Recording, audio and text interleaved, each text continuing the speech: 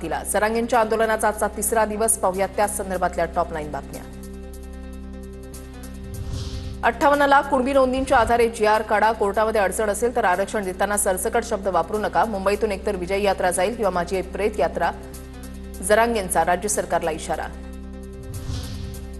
जरांगेंच्या मागण्यांबाबत आम्ही सकारात्मक, मात्र आडमुठेपणानं नाही तर चर्चेतून मार्ग निघू शकतो। मराठा आरक्षणावरून मुख्यमंत्री फडणवीसांचा आंदोलकांना सल्ला। ओबीसींच्या आरक्षणाला धक्का लागू नये हीच सरकारची भूमिका। जरांगेंच्या मागणीसंदर्भात वेगळा मार्ग निघू शकतो का, यावर चर्चा।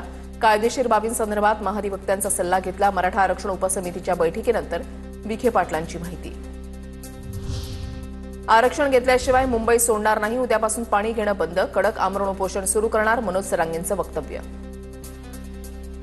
कुठलीही मागणी कायद्याच्या चौकटीमध्ये बसली पाहिजे, उपसमिती कायदेशीर सल्लागारांसोबत चर्चा सुरू, संविधानानुसार निर्णय घेणार। मराठा आरक्षणाबाबत मुख्यमंत्री फडणवीसांची भूमिका।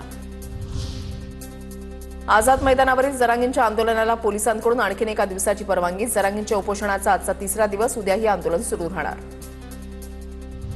मुंबईकरांना वेठीस धरणं चुकीचं, मराठ्यांना कधी अस्पृश्यतेची वागणूक मिळाली नाही। ईडब्ल्यूएस आरक्षण हे खरं मराठ्यांचं आरक्षण, मंत्री चंद्रकांत पाटलांचं वक्तव्य। मुख्यमंत्र्यांच्या सांगण्यावरून चंद्रकांत पाटलांनी कास्ट व्हॅलिडिटी रोखल्या होत्या। चंद्रकांत पाटलांनी शांत राहावं, मराठ्यांच्या शिव्या खाऊ नये, जरांगेंचा इशारा। ठाकरे ब्रँड चांगला पण राज ठाकरे कुचक्या कानाचे, लोकसभेला फडणवीसांनी राज ठाकरेंचा गेम केला, विधानसभेला पोरगं पाडलं तरी त्यांची बाजू घेतात, मनोज जरांगेंचा राज ठाकरेंवर हल्लाबोल।